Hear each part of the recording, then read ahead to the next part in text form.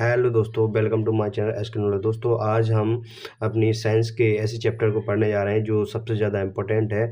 किसी भी एग्ज़ाम को उठा के लीजिए, यहाँ से क्वेश्चन आते ही हैं दोस्तों।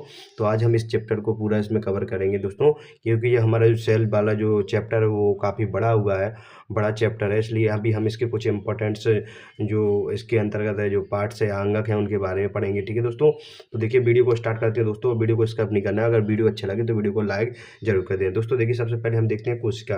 तो जो कोशिका क्या होती है, तो कोशिका के लिए जो हम इसके इंपॉर्टेंट बिंदु है, इसके जो इंपॉर्टेंट बिंदु है वो पढ़ेंगे। इसके बाद हम क्या करेंगे, इसके अंगक हैं इनको भी क्लासिफिकेशन देखेंगे। ठीक है दोस्तों, तो सबसे पहले हम देखते हैं कोशिका। तो जो कोशिका है, कोशिका को जीवन की कोशिका जो होती है जीवन की कैसी होती है, सबसे छोटी यूनिट यानी इकाई होती है। तो कोशिका जीवन की कैसी है, सबसे छोटी इकाई होती है दोस्तों। इसके बाद देखते हैं हम कोशिका की खोज किसने की थी। रॉबर्ट हुक ने की थी 1665 में। और रॉबर्ट हुक ने कैसी कोशिका की खोज की थी, मृत कोशिका की खोज की थी। ठीक है, आपको ये भी याद रखना, मृतक कोशिका की याद। कोशिका शब्द किसने दिया था, रॉबर्ट हुक ने ही कोशिका शब्द दिया था। उन्होंने अपनी कोई एक पुस्तक लिखी थी, माइक्रोग्राफिया में इसको दर्शाया था। ठीक है दोस्तों, तो इस तरह से आपको याद रखना है।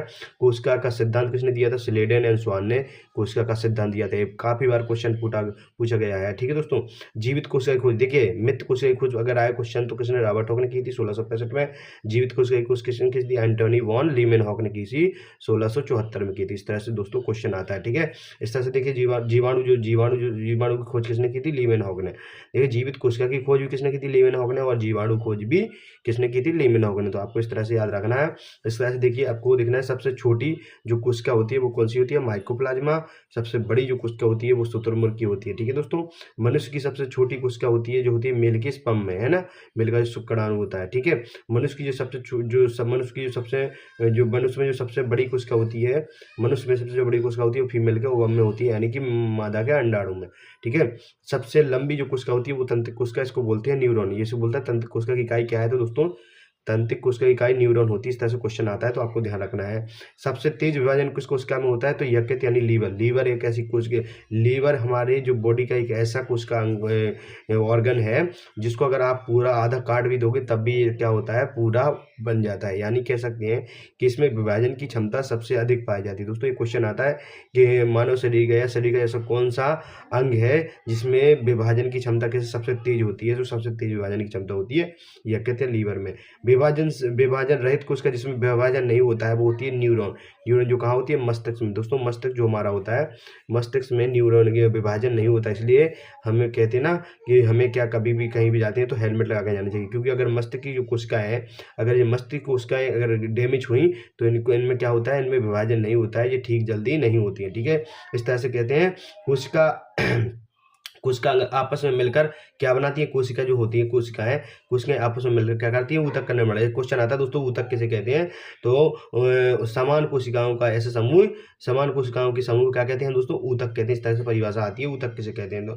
तो कोशिकाएं आपस में जब मिल जाती है तो क्या बनाती है दोस्तों, ऊतक का निर्माण करती है, यानी ऊतक बनाती है। इस तरह से क्वेश्चन आएगा। ठीक है, इसके बाद ऊतक आपस में मिलकर, देखिए अभी कोशिका आपस में मिलकर ऊतक बनाती है, ऊतक आपस में मिलकर क्या बनाती है, अंग के ऑर्गन बनाते हैं। अंग ऑर्गन आपस में मिलकर क्या करते हैं, बॉडी का निर्माण करते हैं, यानी शरीर का इस तरह से निर्माण हो जाता है। ठीक है दोस्तों, अब यहाँ से इसके जो इंपॉर्टेंट क्वेश्चन है यहाँ से देख लेते हैं। जो कोशिकांग होती है यानी हमारे पार्ट्स ऑफ सेल, जो कोशिका के जो भाग हैं इस कोशिका के अंदर जिनको हमें पढ़ना है। सबसे पहले हम देखेंगे कोशिका झिल्ली क्या होती है, कोशिका भित्ति क्या होती है, माइटोकॉन्ड्रिया क्या होता है, गोल्जी बॉडी क्या होती है, रसदानी क्या होती है, तारक का या सेंट्रोसोम क्या होता है, अंडापेदी जालिका यानी एंट्रोप्लाज्मिक रेटिकुलम क्या होता है, राइबोसोम क्या होता है, केंद्रक क्या होता है, और लाइसोसोम क्या होता है, और जीव द्रव्य यानी इसको बोलते हैं प्रोटोप्लाज्मा क्या होता है। इस तरह से दोस्तों हम देखेंगे।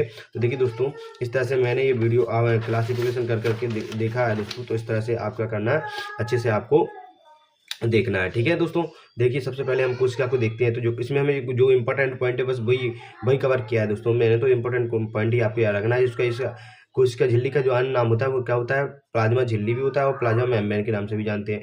एक क्या काम करते हैं, नोट प्रोटीन की बनी होती है। झिल्ली किसकी बनी होती है, तो ये प्रोटीन की पतली सी झिल्ली बनी रहती है दोस्तों।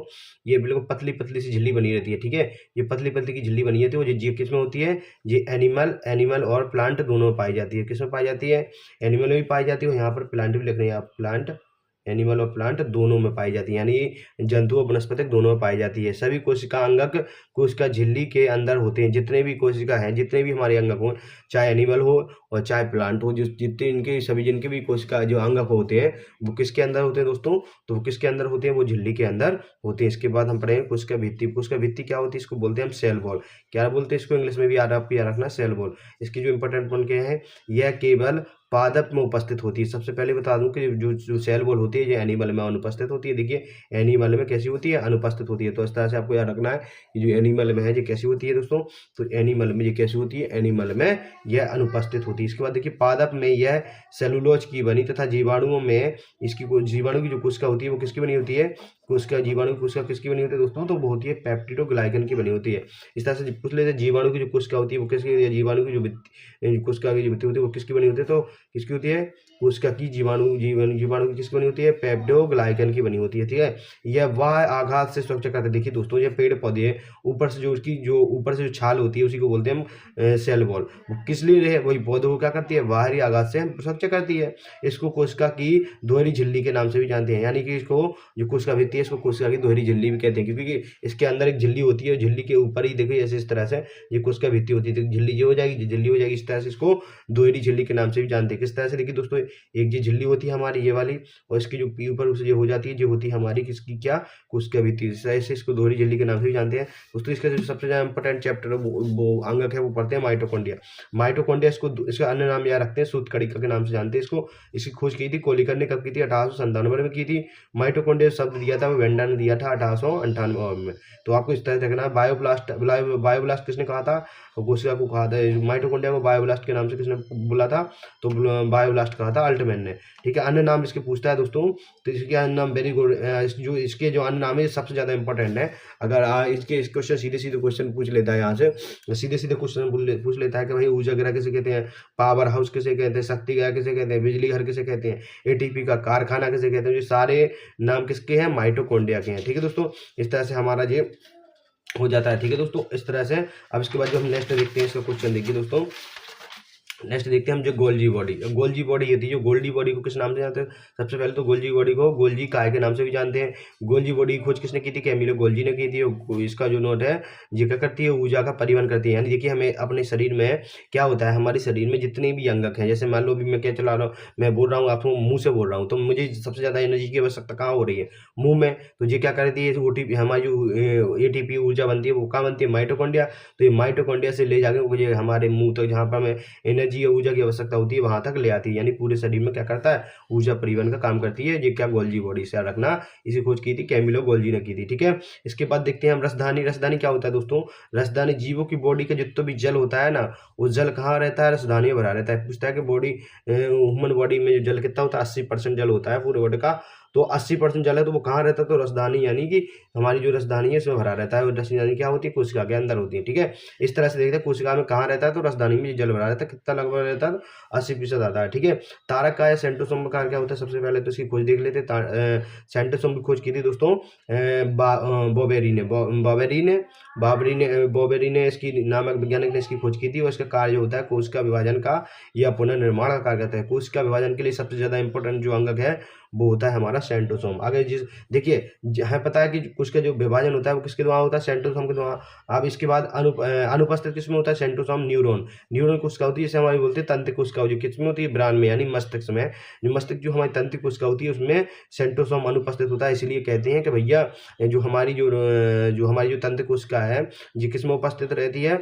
ये रहती है हमारे ब्रेन में। इसलिए कहते हैं कि भैया इसमें सेंट्रोसोम अनुपस्थित होता है। इसलिए इस हेलमेट को लगा के रखेगा। अगर एक बार अगर आपकी जो तंत्र कोशिका ग्रस्त हो गई तो इसमें विभाजन नहीं होता है, क्योंकि इसमें सेंट्रोसोम अनुपस्थित होता है। तो इस तरह से दोस्तों हमें याद रखना है कि इसका इंपॉर्टेंट पॉइंट है। ये भैया कैसे पूछता है कि ऐसी कोई शरीर का ऐसा कौन सा अंगक है जिसमें सेंट्रोसोम या तारकाय नहीं होता है? तो वो है न्यूरॉन सेल, यानी कि तंत्र कोशिका। इस तरह से दोस्तों देखते हैं हम अंतःप्रति जाली कैसे आप बोलते हैं शॉर्ट में ER। इसका मतलब होता है एंडोप्लाज्मिक रेटिकुलम। दोस्तों इसके सबसे पहले प्रकार पूछता है। इसके दो प्रकार होते हैं, एक होता है SER और दूसरा होता है RER। इसको बोलते हैं हैं प्लेन एंडोप्लास्टिक रेटिकुलम, दूसरे को बोलते हैं रफ एंडोप्लास्टिक रेटिकुलम, यानी खुरदरा और प्लेन। तो जो खुरदरा होता है दोस्तों, ये वाला जो खुरदरों में क्या होते हैं, राइबोसोम होते हैं। देखिए दोस्तों ये लिखा है REA, नहीं है खुरदरे वाले में, इसमें क्या होते हैं, राइबोसोम के जो कण होते हैं, ये दिख रहे कण, ये कण क्या करते हैं, प्रोटीन का निर्माण करते हैं। तो हम ये भी कह सकते हैं कि जो RER है, जो RER जो हमारा एंडोप्लाज्मिक रेटिकुलम है, इसमें प्रोटीन का निर्माण भी होता है। वो कहाँ होता है, तो ये नहीं करता है, ये प्रोटीन का निर्माण करता है इसमें जो कण पाए जाते हैं राइबोसोम किस तरह से। और जो हमारा जो होता है ना, ये जो प्लेन होता है, ये क्या होता है दोस्तों, ये हमारा प्लेन होता है, यानी प्लेन रफ होता है। इस तरह से देखिए दोस्तों इस तरह से दोस्तों आप देखेंगे हम राइबोसोम क्या होता है, राइबोसोम वेरी वेरी इंपॉर्टेंट है। राइबोसोम देखिए दोस्तों, राइबोसोम की सबसे पहले खोज देखेंगे तो उसे पैलेट, और इसको पैलेट का कण भी कहते हैं। इसको क्या है, पैलेट ने इसकी खोज की, इसलिए इसको पैलेट का कण भी कहते हैं। कार्य क्या होता है, प्रोटीन का संश्लेषण करता है। ये क्या करता है, तो प्रोटीन का संश्लेषण का कार्य करता है। और ये प्रकार पूछता है इसके, वेरी वेरी इंपॉर्टेंट है, यहाँ से क्वेश्चन बनता है भैया। 80 का जो राइबोसोम है वो किसमें पाया जाता है, यूकैरियोटिक जीव में। यूकैरियोटिक का मतलब होता है दोस्तों बहुकोश के जीव है। और 27 का जो राइबोसोम होता है वो प्रोकैरियोटिक कोशिका में पाया जाता है। प्रोकैरियोटिक कोशिका मतलब होता है एक कोश के जीव, जिनको बोलते हैं प्रोकैरियोटिक। ठीक है, तो इस तरह से दोस्तों हमारा ये क्वेश्चन जो होता है। देखिए दोस्तों इसके बाद इसके कुछ इंपॉर्टेंट देख लेते हैं, और देखिए इस पर सबसे पहले इसके बाद देखेंगे अब हम केंद्रक जो वेरी वेरी इंपॉर्टेंट केंद्रक से भी क्वेश्चन हर बार बनती है। तो सबसे पहले देखते हैं कोशिका का, ये सबसे मतलब बहुत बड़ा अंगक होता है। इसकी खोज की थी रॉबर्ट ब्राउन ने की थी, 1831 में की थी। और किस में की थी केंद्रक की खोज, रॉबर्ट ब्राउन ने, तो इनने की थी आर्किटस के पौधे में। ठीक है, संगठक क्या होता है, तो इसमें जो केंद्रक होता है इसमें सबसे ज्यादा मात्रा में क्या पाया जाता है, प्रोटीन पाया जाता है। दूसरा होता है DNA, और अन्य जो अंगक होते हैं इसमें 10% में आ जाते हैं वो। ठीक है, इस तरह से कोशिका को ब्रेन यानी कोशिका का ब्रेन यानी कोशिका का मस्तिष्क किसे कहते हैं, तो केंद्रक को कहते हैं। इसमें क्या होता है, क्रोमोसोम भी होता है, DNA और राइबोसोम भी, DNA और RNA भी होता है। ठीक है, कोशिका अंगकों का नियंत्रण भी करता है, यानी जितनी कोशिका के अंगक हैं, जितने भी अंगक हैं, हमने देखे कि माइटोकॉन्ड्रिया हो गया, सेंट्रोसोम हो, जितने भी सब अंगक हैं उनका जो नियंत्रण किसका होता है, केंद्रक का। इसीलिए इसको मस्तिष्क कहा जाता है, कोशिका का ब्रेन कहा जाता है। इसके बाद देखते हैं लाइसोसोम। भाई लाइसोसोम सबसे ज्यादा इंपॉर्टेंट है। लाइसोसोम में भी आपको ध्यान रखना है, इसकी खोज किसने की थी, दुबे ने। इसमें क्या पाया जाता है, पूछता है भैया लाइसोसोम में क्या पाया जाता है, जो जल अपघटित एंजाइम, यानी कि हाइड्रोक्लोरिक एंजाइम पाए जाते हैं, जल अपघटित एंजाइम पाए जाते हैं, और जल अपघटित एंजाइम पाए जाते हैं। और ये कोशिका का पाचन, या कोशिका क्या करता है, पाचन करता है। भैया कोशिकीय मतलब जो कोशिकाएं हमारी मर जाती हैं जो कोशिकाएं क्षतिग्रस्त हो जाती हैं, तो उनका जो पाचन करता है वो कौन करता है, तो ये करता है, कौन सा करता है, ये करता है हमारा लाइसोसोम। इसको आत्महत्या की थैली के नाम से भी जानते हैं। कोशिका का एटम बम भी इसको कहते हैं। कोशिका का एटम क्वेश्चन काफी बार पूछा गया है। कोशिकांगों का कब्रिस्तान भी कहते हैं। जितने भी कोशिकाएं मर जाती हैं वो इसी लाइसोसोम के द्वारा नष्ट की जाती हैं, यहीं पर नष्ट हो जाती हैं।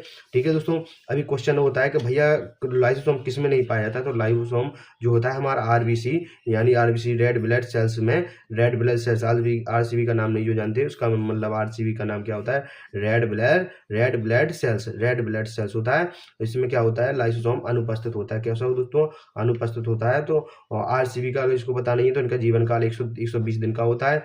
और पिलिया को RCB का क्या कहते हैं, कब्रिस्तान, यानी RBC में लाइसोसोम नहीं होता, इसलिए RBC मरती नहीं है। और जो RCB मरती है तो कहाँ मरती है, तो ये इनको कब्रिस्तान कहा जाता है, पिलिया में मरती है। और RCB बनती कहाँ है, जो बोलता है अस्थि मज्जा में इसका निर्माण होता है ब्लड का। ठीक है, WBC का जो जीवन काल होता है वो 4 से 6 दिन का होता है। किससे होता है दोस्तों, तो 4 से 6 दिन का होता है। दोस्तों इस तरह से ये हमारा छोटा सा वीडियो है। अगर दोस्तों आपको अच्छा लगा वीडियो तो ठीक है, वीडियो को लाइक शेयर कमेंट जरूर करें। Thank you watching my video. Okay.